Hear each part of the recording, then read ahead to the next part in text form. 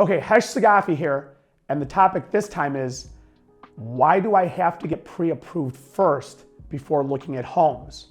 I'm gonna give you the reason from the seller, reason from the buyer's agent, your agent, reason for you, and then I'm gonna tell you the process. But before I do, I want you to do me a favor. So I'm gonna give you this information. I want you to do me a favor. Right below my video here, I want you to click the like button. I need to get likes on this to keep this stuff in the feed and keep it moving. I want you to subscribe to my channel for more home buyer techniques and things like this. And especially if you're a real estate agent, you need these videos. Your clients need these videos. And I want you to share this on your page with others because this is helpful information that helps everybody, especially when it comes to buying a home. So let's get right into it and let's get rolling with this video here, okay? So why do you have to get pre-approved first? A lot of people think, well, let's just go look at houses, and then after we find a house, then we can deal with getting pre-approved. That's incorrect. There are very specific reasons why you have to get pre-approved before looking at a house. Let's start with reason number one, the seller. Why does the seller need you to get pre-approved, or why do they want you to be pre-approved? Simple. They don't want a bunch of people walking through their house who can't afford to rent, for God's sakes, okay? So a lot of sellers, if not all sellers, or I would almost say most sellers, do request that anybody who comes into their home has a pre-approval with them. Think about it. Do you want 50 people coming through your house to look at it if only 20 of them qualify to buy it? You want people walking around with their shoes, sneezing, coughing, rummaging through your things, and by the way, theft does occur. Sounds crazy, but don't forget there's 6 million home purchases per year generally, and yeah, people do have bad intentions. So a lot of sellers, if not all sellers, want you to have that pre-approval. Reason number two, why do you have to get pre-approved first? We want to be respectful of our real estate agent's time. Okay, a lot of people look at a real estate agent like they're a butler or they're on call, and it's just, we had nothing to do in the middle of a Sunday. Let's just call our agent. I mean, they have no life, God knows. They could just drop everything at 2 o'clock in the afternoon and just come running for us, okay? The fact of the matter is, a real estate agent, for them to really make a full commitment to you, they need to have the confidence that you actually qualify for what you are going and looking at. So to give them that confidence, you gotta get pre-approved. So you don't wanna just drive around looking at houses. Well, the real estate agents don't wanna just drive you around. And the truth of the matter is a real estate agent who's just gonna drive you around without knowing that you qualify for a loan, how good of an agent are they at their job? I mean, you wanna work with a professional who knows the system and knows what this takes. That's reason two. Reason three for you. Do you want to drive around and look at a bunch of houses, get your hopes up, get all excited, tell all of your family, friends, and post it all over social media, only to have the bomb dropped on you that says, no, you don't qualify for anything? There's a big emotional roller coaster that goes with this. That is the third reason why you need to have a pre-approval before you start looking at houses. Now, let's go into exactly what a pre-approval is. How do you get pre-approved, okay? Let's just briefly go through how you get pre-approved. Now, we're gonna be showing this up on the video right above me here. They're called cards, I believe, actually, with some links to some other videos I have over the process much deeper. But what does it take to get pre-approved? Step one of getting pre-approved is making the phone call to a loan officer. I'll give you one, me, okay? So, as an example, my phone number, 216-780-1103, and I hope they're flashing that number above my head here and putting big arrows to it or something like that, and who knows what they're doing, but they gotta do something with it, right? So, you've gotta make the call to a loan officer. That's the first step of a pre-approval. Whether it's me, whoever your real estate agent refers you to, whoever your friends refer you to, whoever you see on social media, online, maybe your local bank. A lot of people like their local bank. Maybe you have a friend who's a loan officer or something like that. At the end of the day, no matter who you call and why you call them, you've got to make the call. That's the first step in getting your hands on a pre-approval before you go look to buy. Step two of getting pre-approved is to have your credit checked. This is the part where a lot of people, they don't want to face the truth over, we're not going to qualify, but I want to go look at a house. You want that feel-good, euphoric feeling of like, let's go and just play fantasy out there and pretend like we can buy this house, okay? Rip the Band-Aid off, get your credit checked. That's what a good loan officer is going to do. They're going to look at all 3 credit reports to make sure you have the credit scores and the credit history to qualify for a loan. The third step to getting pre-approved is for you to turn over all of your documents to the loan officer.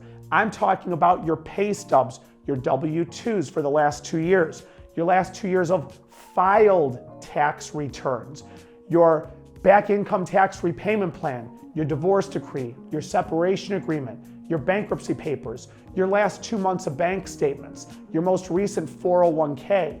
If I didn't say it, I'll say it. Or if I didn't say it, I'll say it again, I suppose. Your child support enforcement agreement, your payment history over your child support enforcement agreement, any judgments that you're paying on, the paperwork on those, student loan repayments that you're involved in, things like that. There's a lot of little ins and outs. I'll give you a very big one, your employment history. I tell people, take your resume and basically send that to me. Now, a lot of people say, Ash, I don't have a resume. That's fine. Send me an email with your employment history. I want to see a full 2-year working or college history. I've got to see an employment history. You've got to lay that out and detail that out. A lot of people will say, Hesh, I'm 2 years on my job. The guideline's 2 years, okay? And at the end of the day, we find out they're not 2 years on their job. They are entering their second year of their job. And then it just turns into an absolute train wreck. Step 2 of getting pre-approved, or step 3, turning over the documents. Step 1's making the call. Step 2 is getting the credit pulled. Step 3 is turning over your information. You've got to put that information together. Now, if you're sitting here saying, Hesh, we're in such a rush to buy, we don't have time for all of that stuff. You've got to make the time for it. Sooner or later, you've got to put that together. If you do this stuff in a timely fashion and not just on a whim or just, in the middle of a Sunday, you just go charging out of the house at something, you put this information together. This is how problems are fixed early and no problems come up later. And that's a big deal to talk about. The last step is for the loan officer, actually. A good loan officer is going to ask for all of the documents, review everything, be extremely thorough. And I got news for you. Everything I named to you, this stuff doesn't take me a month to look at. It doesn't take anybody who's good, who has experience. This does not take a month or 2 to look at. This stuff is reviewed and done easily within 2 days at most, okay? And why does it take 2 days? I'm not being a jerk, simple. There's other people we're talking to also, okay? Don't forget, we don't get paid anything for this.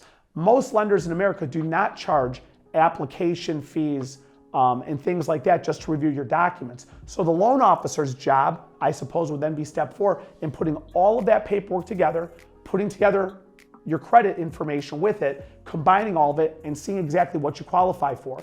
The loan officer will then come back to you and say, okay, here's what you qualify for. You can go up to $300,000. You need $15,000 for a down payment, or you need $9,000 for a down payment. So they're going to tell you how much money you need. They're going to tell you what the interest rate on that day is. They're going to tell you what the projected monthly payment is. They're going to tell you what your ceiling is. How high can you go? How much do you need? Now, you might sit here at that time, and this is the actual pre-approval. You might be sitting here at that time and say, Hesh, I don't want to go up to $300,000. Great, don't, okay? I always tell people, especially first-time homebuyers, smaller is better. Go slow and easy. Patience is a virtue, okay?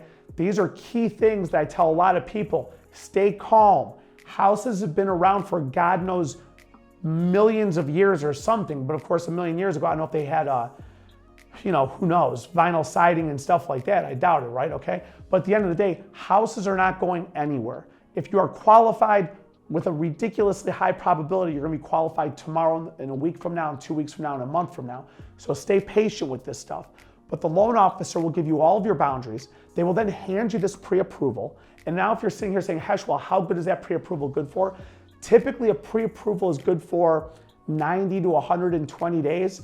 Credit is good for 120 days. So from the time all 3 credit bureaus are pulled, if they're doing their job correctly, your credit is good for 120 days.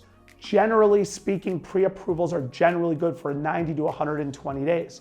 So from the time that loan officer hands you and your real estate agent that pre-approval, you got probably 3 to 4 months to go find a house. At that point, you're kind of done with the loan officer, and then you're moving on to going and looking at a house.